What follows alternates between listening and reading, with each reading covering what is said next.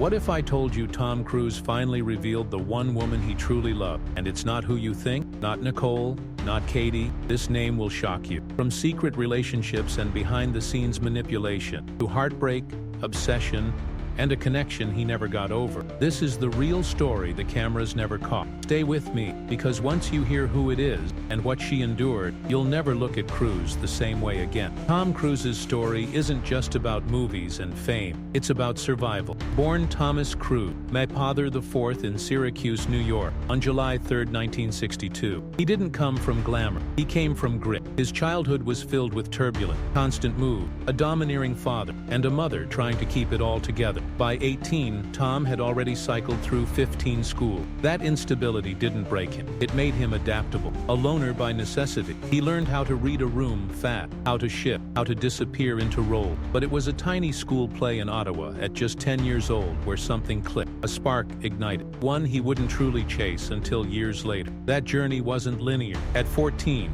he even considered the priesthood and joined a Catholic seminary in Cincinnati. But that chapter ended abruptly, and a different calling came through the noise. After getting kicked off his high school football team for drinking, he auditioned for Guys and Dolls. That stage, it was magic. He wasn't pretending, he was transforming. That feeling stayed with him, so much so that in 1980, with just $500 in his pocket, Tom moved to New York City. He waited tables by day, chased auditions by night, and trained relentlessly at the neighborhood playhouse. The odds weren't good, but he bet on himself. His film debut in Endless Love in 1981 barely registered, but then came Taps. He was supposed to fade into the background, but his intensity caught the director's eye. The role grew, and so did Tom's reputation. He wasn't just another handsome face. By the time The Outsiders rolled out in 1983, he was standing shoulder to shoulder with the next generation of Hollywood royalty. But Risky Business, now that was the turning point. That infamous scene of him sliding across the floor in his underwear, it didn't just entertain, it cemented a moment. The movie made over $60 million on a tiny budget. Tom wasn't just a star,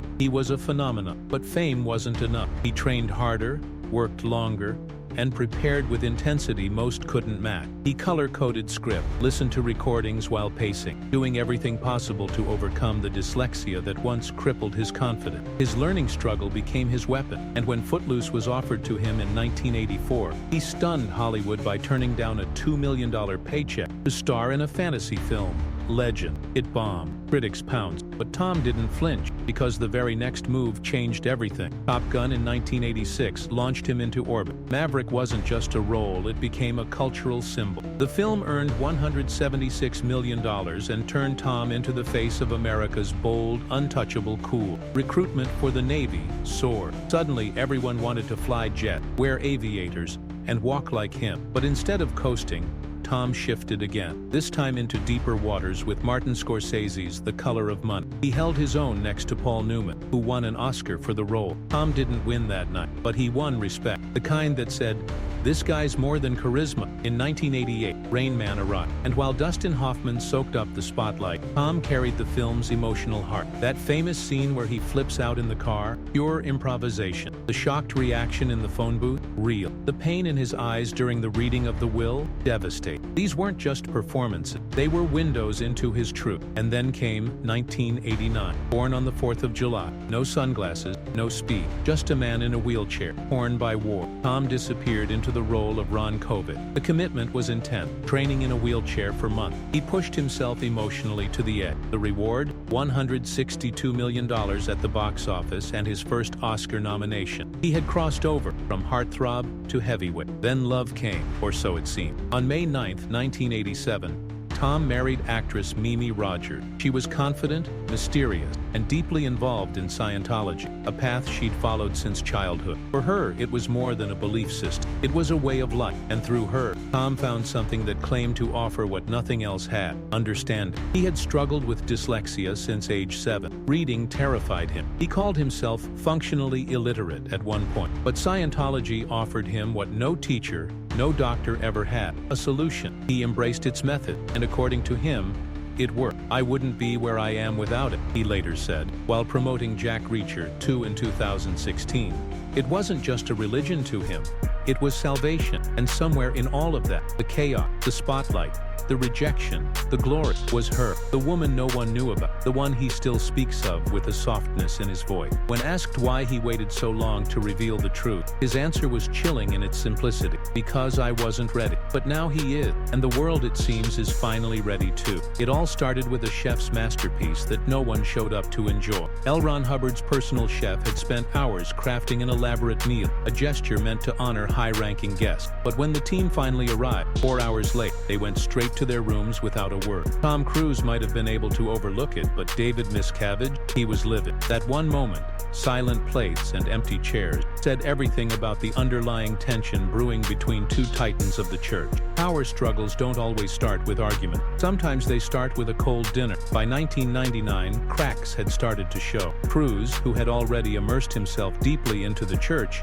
got spooked. There were murmurs really, that church leaders were preparing to reveal the full mythology of Xenu, a central but controversial figure in Scientology. For Cruise, it was too much, too soon. He almost backed out entirely, but the church didn't flinch. They dispatched Marty Rathbun, one of their most trusted insiders, to bring him back into the fold. Cruise returned, quietly, purposefully, like a soldier returning to duty. It wasn't long before Cruise transformed from follower to fervent ambassador. He took his devotion international. In the early 2000s, he made a bold push to get Scientology officially recognized in Europe. It was risky, and it backfired. In 2005, Paris officials revealed he'd reached out directly to figures like Nicolas Sarkozy, pleading the church's case. But instead of a breakthrough, they labeled him a militant advocate and severed diplomatic ties altogether. Still, Cruise didn't flinch. He'd crossed the point of no return. After September 11th, when America was reeling, Cruise leaned into his beliefs even more. He co-founded a group called Downtown Medical, designed to detox first responders in New York. The science was shaky. Doctors were skeptical, but Cruise pressed on. For his commitment,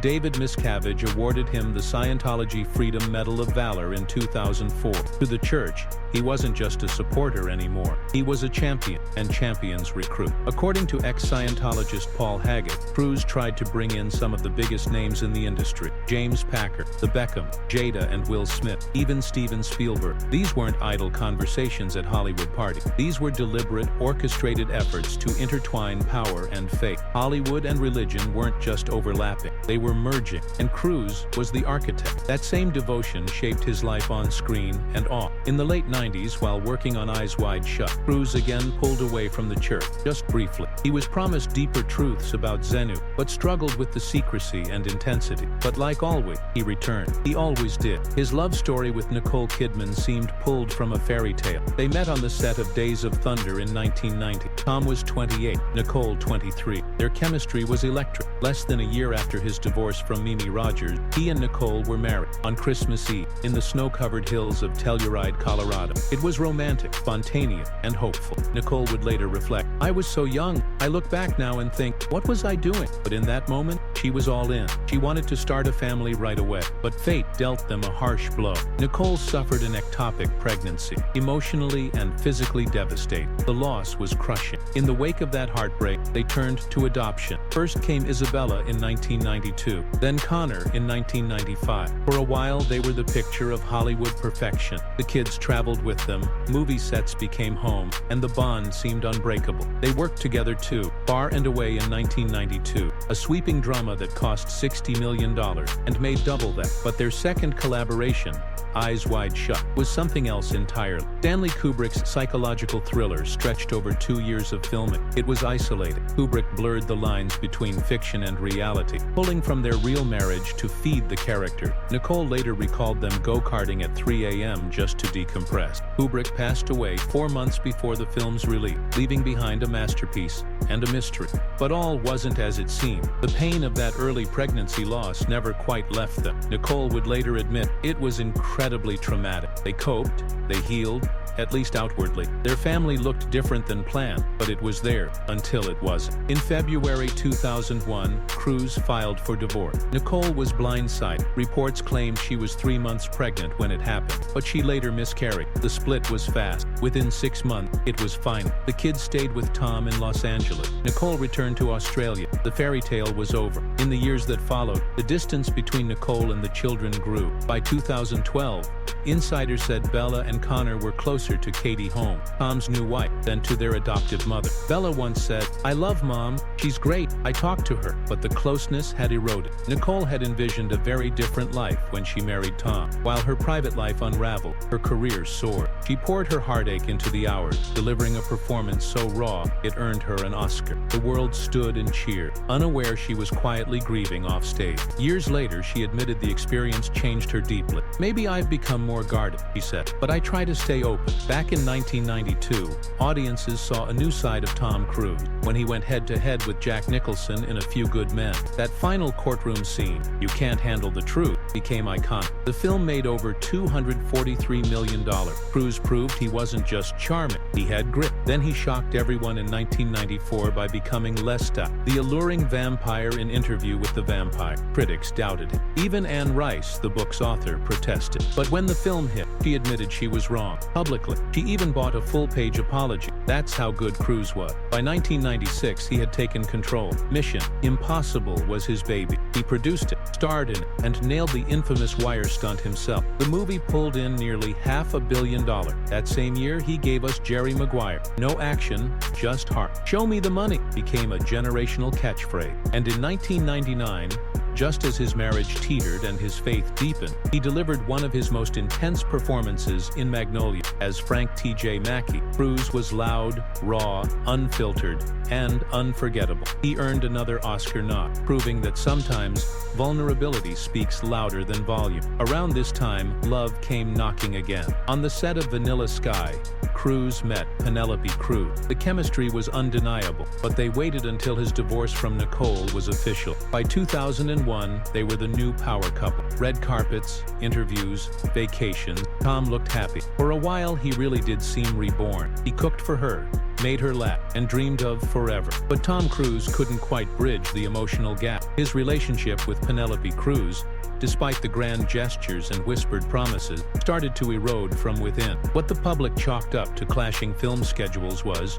according to insiders, a symptom of something much deeper: Scientology. After their 2004 breakup, whispers emerged about a covert matchmaking operation orchestrated by the church. But this wasn't romance, it was strategy. Behind closed doors, women were being vetted, not for love, but for loyalty, public image, and how well they could serve the church's golden icon. Then came Nazanin Boniati, a rising actress and devoted church member. She was chosen, unknowingly, for a role she never auditioned for. Her transformation was swift and total. New hair, new clothes, rehearsed interest. The goal wasn't compatibility, it was conformity. But one misstep, failing to keep pace with a high-ranking church official, unleashed Cruise's fury. He reportedly slammed the table, shouted, and just like that, she was dismissed. No explanation, no closure, just silence. She eventually walked away from the church and built her own acting career. But that brief chapter with Cruise remains one of Hollywood's most secretive stories. Then came the whirlwind. In April 2005, Tom Cruise appeared in Rome hand-in-hand with Katie Holmes, a woman who, not long ago, had declared her dream of marrying him. The headlines exploded. Their chemistry was undeniable, but the speed raised eyebrows. Insiders claimed she was surrounded by handlers, closely monitored, always accompanied. And while the cameras caught smiles and spark, those close to her saw something else. A transformation, not unlike Boniati. Holmes began fading into the background, no longer the bright girl from Dawson's Creek, but someone entirely consumed by Cruise's world. And then came the infamous moment. May 23, 2005, Oprah's stage. Cruise was there to promote War of the World, but when Holmes's name came up, he unraveled. He leapt onto the couch, shouted, professed love with a kind of manic joy that even had Oprah unsure what to say. The audience clapped, but millions watching at home were stunned. The moment went viral before viral was a thing, and just like that, Cruise went from Hollywood royalty to late-night punchline, and once admired for his charm became a symbol of excess and instability. Fallout came quickly. 2006, Paramount, the studio behind Cruise's biggest hits, cut ties after 14 years. It wasn't about the numbers.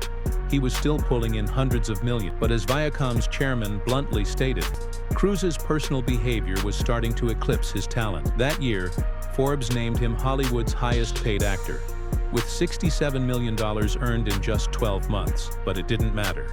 The brand had cracked. To rebuild, Cruise took a wild gamble. In 2008, he ditched the charm and played Les Grossman, a loud, grotesque studio boss in Tropic Thunder. Covered in prosthetics and fake chest hair, he was unrecognizable. It worked.